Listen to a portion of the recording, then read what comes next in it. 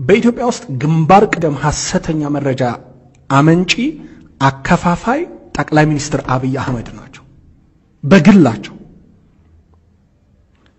ከቀን ውስጥ ከ5 እስከ 8 ሰዓት ፌስቡክ ላይ የሚያወሉ ዲፓርትመንት ፌስቡክ ባለፈው በኢንሳ በኩል ኦፕሬት ያደርጉ የነበሩ ሰዎችን ዘግቷል እሳቸው ናቸው ስልጣናቸው ሙያቸው በሙሉ ፕሮፓጋንዳ የኛን ጓደኞች አልነበር እንዴ ኢንሳ ሲመለምል የነበረው ለየጠቅላይ ሚኒስትር አብይን ስም ለመገንባት ፌስቡክ ላይ ፉል ታይመርስ ቀጥረው የሚያንቀሳቅሱት እሳቸው ናቸው የእሳቸውን ፋሽን ፕሮሞት ለማድረግ ሲሆን መረጃው በቲቪ በሬዲዮ በፌስቡክ በምን ይመጣባል የአገር ደህንነትና ህልውና ጉዳይ ሲሆን የሉም ሳይሆን ኤክስፕላናቶሪ የሆነ ምንድነው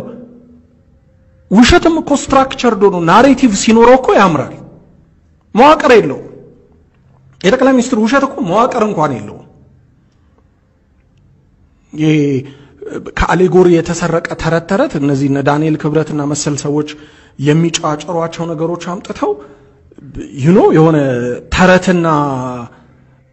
የሆነ ትርክሚርኪ አምጥተህ ከዛ ህዝብ በዛ ደንዝዞ እንዲንቀሳቀስልህ ትፈልጋለህ ከዛ በፌስቡክ ሐሰተኛ መረጃ ሲያሰራጩ ውለው መተው በግል የቀጠሯቸው እኮ ካድሬዎች ናቸው አንደኛው እየመጡ በዚህ ጋር ወያኔ የተደመሰሰ ምናምን ይሉና ከዛ የሐሰተኛ መረጃ ህጉ በደንብ ይተግበር ካልን መጀመሪያ መተግበር ያለበት ጠቅላይ ሚኒስትር አብይ አህመድ ላይ እና ይሄንን አይነት መቀላለድ